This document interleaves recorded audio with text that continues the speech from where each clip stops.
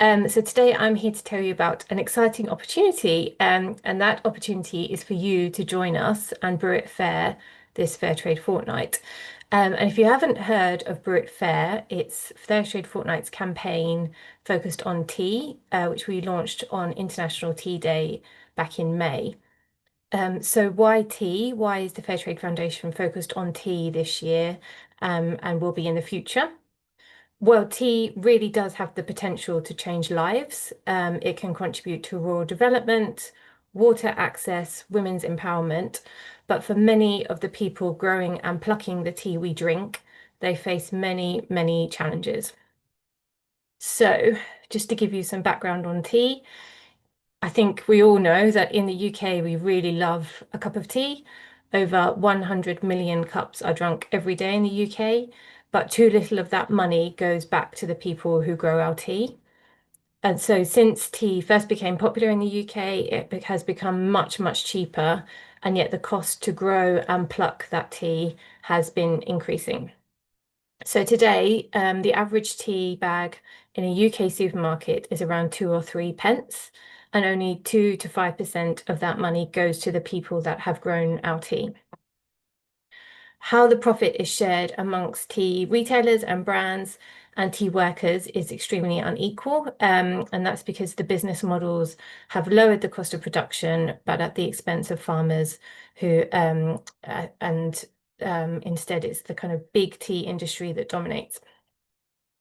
So globally, going back to the point about how transformative tea could be, tea offers employment for around 13 million people around the world.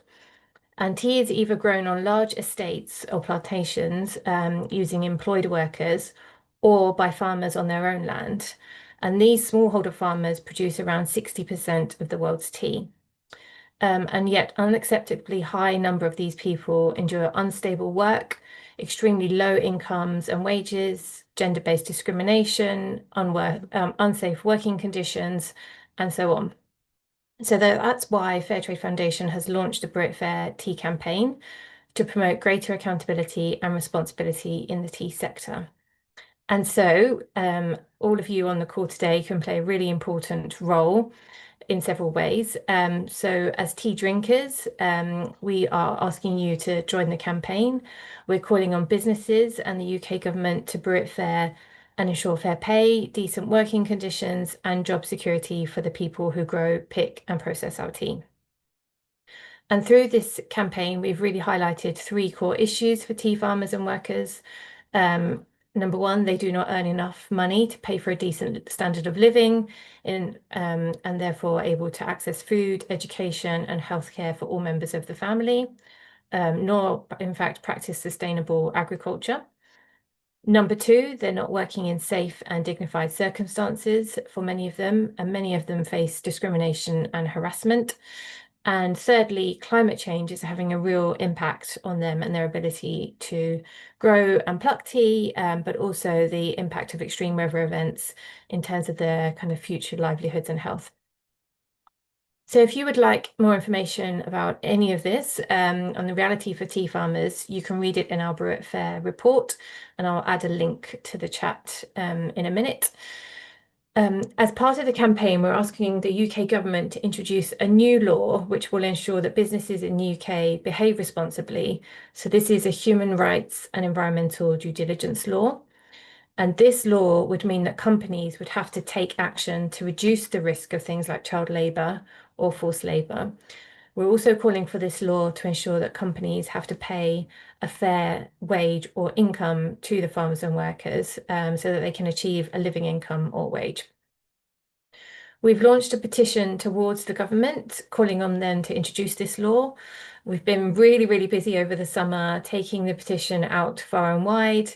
We've been at festivals, including Glastonbury Festival, and many others, engaging people in the campaign. We're now up to 16,500 petition signatures, which is fantastic. If you haven't already signed the petition, please do so. Sign the petition and then share it with your network. And again, I'll put a link in the chat in a minute. We also have an email your MP action on the website. And we've been asking MPs to sign up to an early day motion in Parliament, which really signals their interest in this issue. The early day motion was put forward by Martin Rhodes MP, who is the chair of our all-party parliamentary group for fair trade. The response has been really fantastic. So we have had 69 MPs sign up to this, and this is specifically on tea. And you can see which MPs have signed up to this. It's all on the parliamentary website. So again, I'll add a link. You can see if your MP has supported the campaign.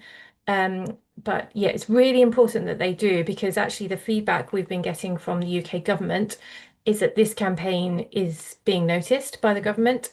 It's getting cut through. The Department for Business and Trade are getting lots of questions from MPs on tea, on what is the government doing to keep tea workers safe abroad. And so we know that this really is having an impact. So any support you can give to the campaign would be very much appreciated. And so how can you be involved? We also have Fairtrade Fortnight coming up. So it starts on the 22nd of September and runs for 2 weeks until the 5th of October. We have over 550 local events happening across the UK in support of Fairtrade Fortnight. These are mostly, but not exclusively, tea themed tea parties, and we're inviting MPs to these local events. We also have an open letter, a letter from tea producers in Kenya, which really outlines their realities and the challenges that they're facing today, and asks UK government, tea companies, and consumers to take action. So at these local tea parties for Fairtrade Fortnight, we'll be encouraging people to give this open letter to their MP and ask the MP to support the campaign. And so next week on our Fairtrade Foundation website, we're going to have a map of all of the local events that are taking place across the country. I will share it with Tracy and the True Origin team next week when it's ready, so that you can really find out where the local events are, contact the organizer and get involved. We also have a number of resources on our website if you do want to host your own event, posters, stickers, some digital things that you can share and sign and show your support for the campaign as part of Fairtrade Fortnight. So just to summarize, tea has a huge potential to contribute to rural development, to support livelihoods. And really, it's a commodity that we all love in the UK. We love to start the day with a cup of tea. Many of us drink it throughout the day. But for the tea workers that are really kind of playing an important role, they're not receiving the income that they need and they deserve as part of their efforts to grow our tea. So we would really welcome your support in asking tea companies and the government to brew it fair for this Fairtrade Fortnight. Thank you. So that was great to hear from Marie, and as obviously as you can hear, there's going to be a lot, hopefully, of publication, sort of advertising about tea and about the difference it makes if you buy fair trade tea. So what we would really hope is that maybe if you're having a tea event, you could try and have some of our tradecraft tea, which is obviously available through True Origin, and the money, some of the money from that goes to transform trade. It comes from tea farmers in Kenya. They're obviously getting a fair trade, a fair price and good conditions, all the things that we know we're trying to promote. So we would really like, if you haven't, and what I would say is that from our tradecraft tea used to be incredibly popular, and then when we didn't have any, people really missed it. And now the people that I know who used to like tradecraft tea have really liked the new tradecraft tea. So I'd say please try it. We have special bundles that are on if you're having an event, so you could have a bundle which gives you a box of tea and a pack of biscuits, fair trade biscuits, some of our True Origin jam, and also hibiscus jam for those who maybe don't like just the kind of ordinary tea. They can try one of the fruit teas, and then we also have, you can get those in case sizes. So it's really just my plan, our event, is to actually have some tea bags to give out to people, because I think I've heard discussion about sometimes it's difficult to get folk to change tea, so definitely want them to make sure they try it out, because I think definitely if you try it, there's a really good chance that they'll think, oh yeah, this is good tea. And then with all the messaging that the foundation are giving about what a difference it makes if you buy fair trade tea, I'm really hoping that people will be willing to choose, because that's very much what the foundation are saying. We want people to choose. If we could sell fair trade tea, it's going to make a difference to the farmers. So we would really like you to try the True Origin and Tradecraft tea, and I can guarantee it's a oh yeah, sorry, forgot to say we're now ethical. We've got a Best Buy on the Ethical Consumer magazine, and we've also got a Great Taste Award.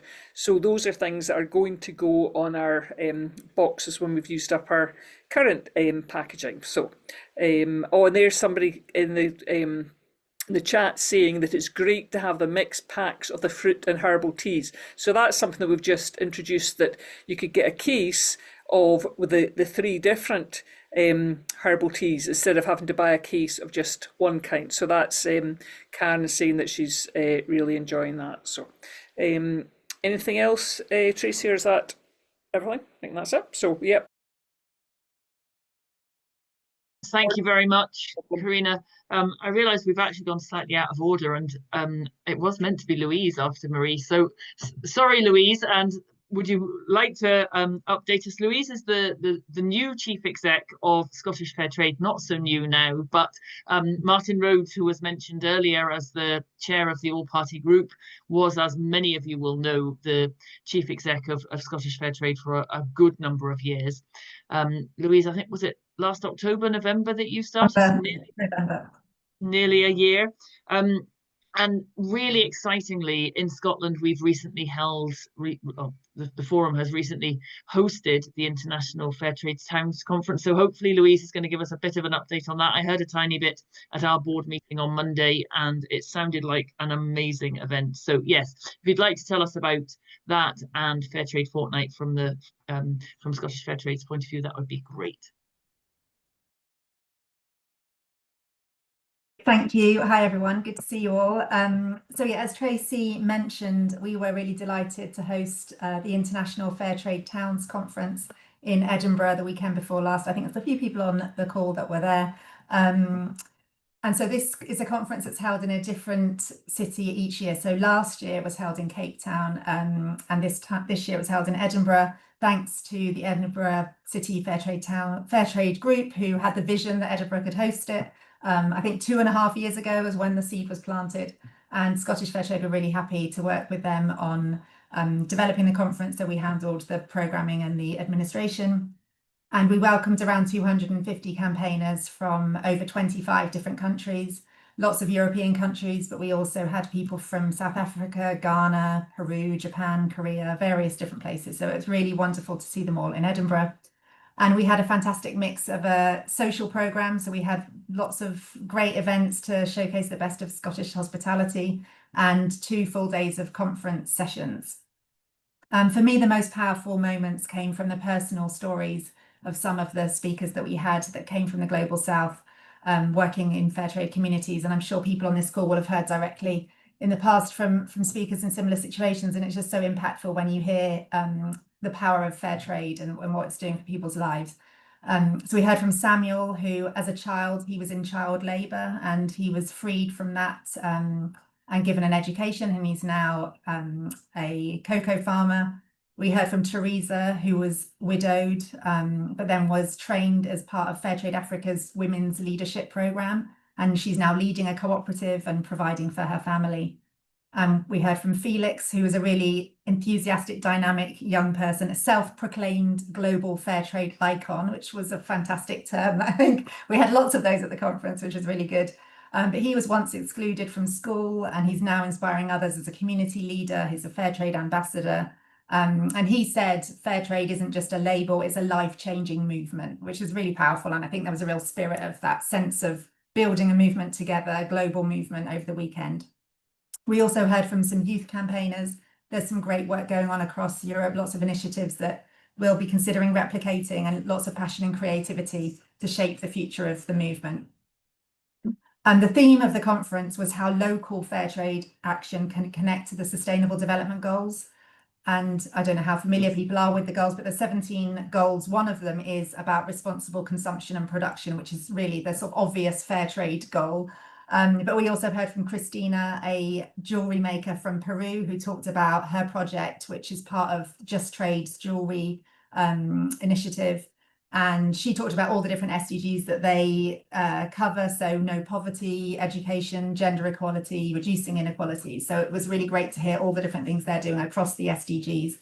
And I think as a fair trade movement, we don't necessarily talk about the Sustainable Development Goals a lot, but it was really clear through the weekend that there's so much happening, and fair trade is clearly about dignity, justice, and sustainable development. So we saw that link come through. We also experimented with hackathon sessions. Karena, thank you for facilitating one of those, going along with the experiment. So people were split up into groups to tackle a challenge that's facing the movement. So that might have been thinking about the climate crisis, thinking about digital campaigning, 10 different topics we had.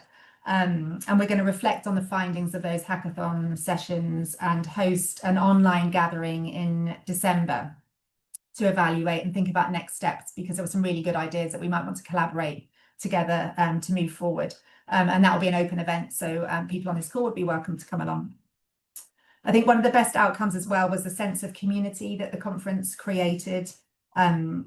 We had a WhatsApp group set up for the weekend, which over the weekend was a lot about buses and where and when people should be somewhere. But it's really carried on the conversation since. So there's been a lot of talk about fair trade t-shirts. So if anyone on this call is looking for fair trade t-shirts, I think this group are going to sort out a way of people being able to get more of those. And hopefully it'll be a space where more ideas and encouragement and collaboration will take place. Scottish Fair Trade are collating all of the slides from the conference, and we were also producing a short video, kind of a 5-10 minute video with the highlights. So that will be available. And if anyone would like to get that or find out information about the online event in December, I'll put my email in the chat, and we can sign you up to the Scottish Fair Trade newsletter if that's okay, and then you'll get information about the post-conference activities and other things that we're up to. And the next International Fair Trade Towns Conference is being held in Belgium next October. And I'd really encourage, if you can make it, to go along, because it's just a really great opportunity to feel re-energized and inspired about the impact that we're all making as fair trade campaigners, but also get ideas from other campaigners doing interesting stuff. So yeah, that was the conference, a really brilliant weekend. And obviously we're also now thinking about Fairtrade Fortnight.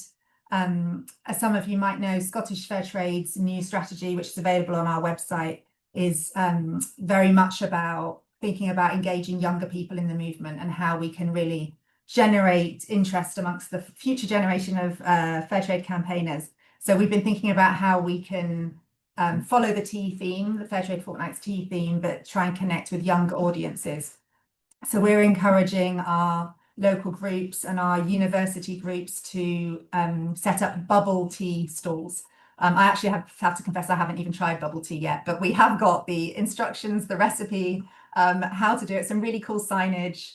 So that's all on our website. So even if you aren't in Scotland and you're interested in doing something a bit different with your tea activity, then take a look. We've got all the details of how to make bubble tea on our site. I'll share the link. And there's also a list of the events that are taking place at any bubble tea store. So I appreciate not everyone is in Scotland, but if you are and you can make it along to one of those events, please do. Hope to see you there. And yeah, you can follow our social media accounts as well to see the bubble tea in action. So yeah, I'll post my email address if you'd like to drop me a line to get onto our newsletter, and I'll post the link to our what we're doing on bubble tea. Thanks. The next speaker is Amanda Norman, who I know you've slightly rebranded recently, so I'll let you explain exactly what the name is now. But the Leprosy Mission shop, we have been supplying products for the Leprosy Mission shop for a number of years. I'm not sure, 3 or 4, something like that now. And we've asked Amanda to reflect on preparations for Christmas. I know it's only the 10th of December, but we are well into preparations for Christmas. So we are going to ask her to reflect on that, and why they've chosen to stock some of our True Origin products in their catalogue this year and previously, and how our customers and our supporters can support the Leprosy Mission's wider work. So Amanda. So I just wanted to talk a little bit about leprosy, about the Leprosy Mission shop, and about the connection with True Origin. So you may know that leprosy has been around for 4,000 years. Lots of people think it went out in the days of the Bible. But actually today, every 2 minutes in poor countries, somebody is still diagnosed with leprosy. So a little bit about the Leprosy Mission, the Leprosy Mission shop, and how True Origin and its customers are helping to defeat leprosy. And to do that, I want to tell you the story of 2 people, both called Anju. On the left, we have Anju, who is a grandmother, and on the right, we have Anju, who is 5. And they've both had leprosy, and they've both been cured of leprosy. Leprosy is it's a bacteria. Often in the past, it was thought to be some kind of curse. It's a bacteria. That means it's curable by antibiotics. If you have an early case, you just need 2 antibiotics for 6 months. If you've had it for a while and it's taken hold in your body, you'll probably need 3 antibiotics for a year. But within 72 hours of taking the medication, you're no longer spreading leprosy to your friends and family. So we first met Anju, who is 50 in this photo, at our hospital in Nepal. The hospital is on the side of a mountain in Nepal. We think that Anju had probably had leprosy for decades, probably undiagnosed. Often leprosy remains undiagnosed, especially in women, for a long time. They stay at home, they don't necessarily seek medical help. They're afraid that maybe unknown, perhaps their husband will leave them. Anyway, by the time she came to our hospital, she had very bad ulcers on her legs, a bit like diabetic ulcers. And because of the nerve damage caused by leprosy, which lives in the core parts of the body, especially the skin, the ulcers weren't healing, and very unfortunately, both of her legs needed to be amputated at our hospital. And really the only help we could give her was to save her life and to give her a wheelchair. And actually that was life transforming for her, because it meant that she could still carry on looking after her grandchildren. But isn't that a scandalous and tragic story of somebody who actually had a disease that could be curable with antibiotics? So let me tell you about Anju, who in this picture is 5 years old. I'm so pleased that Marie talked about tea gardens, because Anju's parents work in the tea gardens in Bangladesh. Her mother's a tea picker and her father is a guard in the tea gardens. And they are extremely poor. Family has 5 daughters, and the 3 older daughters have been taken out of school early to also work in the tea gardens. So just Rinu and Anju, the youngest 2 daughters, go to school. And it was actually at school that the teacher spotted white patches on Anju's skin and said, I think you should go to one of the pop-up clinics run by the Leprosy Mission. And sure enough, Anju was diagnosed with leprosy. And her mum was devastated. You know, is the family going to be rejected? Will anybody ever marry Anju? Will she still be able to go to school? But her father, who had seen many cases of leprosy in the tea gardens that were not diagnosed quickly, and so people had severe disabilities, was pleased. He said an early diagnosis is a good thing. And so Anju was able to take the 2 antibiotics for 6 months. She is completely cured. She has no disability, and hopefully she'll never even remember she had leprosy. And so she experiences no stigma. I'm at school. And so that's the kind of work that the Leprosy Mission is trying to do. The Leprosy Mission is 150 years old. This is me and the chair of the board in India, in Delhi last year. The leprosy mission was founded in India by an Irish missionary 150 years ago, when there was no cure, when it was just a kind of Mother Teresa work of caring for people who are very severely disabled. And at this 150th anniversary, leaders of the 27 countries where the leprosy mission works committed ourselves to be the generation that ends leprosy. 4,000 years down, 10 to go, we hope. So the generation that ends leprosy. So we're aiming for no transmission. We want to catch it early so people aren't spreading it. We want, when people do have leprosy, we want to find it quickly so they're not disabled. We want to stop discrimination, because often people don't come forward for diagnosis because they're afraid of stigma. And fund to completion. And that's where the Leprosy Mission shop and where True Origin come in. So lots of work on zero discrimination, new technology, new research, lots of work on preventing disability. We've got clever techniques to work on leprosy ulcers to prevent amputation. We're working very hard with people affected by leprosy, but to help them to tell their own stories and promote the fact that leprosy is curable. Some research, especially on how women and girls are especially badly affected. But funding to completion, that's our work together. And so here is the mission of the Leprosy Mission shop. It's to transform the lives of people affected by leprosy. We want to raise the profile of the Leprosy Mission. We want to recruit new supporters to be that generation that ends leprosy. And we want to raise money through the sale of our products, through alternative gifts, and through donations. So what we try and do is have all sorts of interesting products on our website and in our catalogue. We have about 700 different products, all sorts of Christmas cards, books, Fairtrade jewellery, interesting kind of, throws for beds, and True Origin products. And it's important that we raise money through the sale of ethical products, such as True Origin products, because when we're attracting new supporters to the mission, we want people who care about the world, people such as yourself, who know about poverty, who know about developing countries. And it would be very easy for us to make a profit as a shop by selling things that are made in appalling conditions or full of plastic, but we won't do that. So that's where True Origin comes in. We're trying to use those products to attract new people to the mission.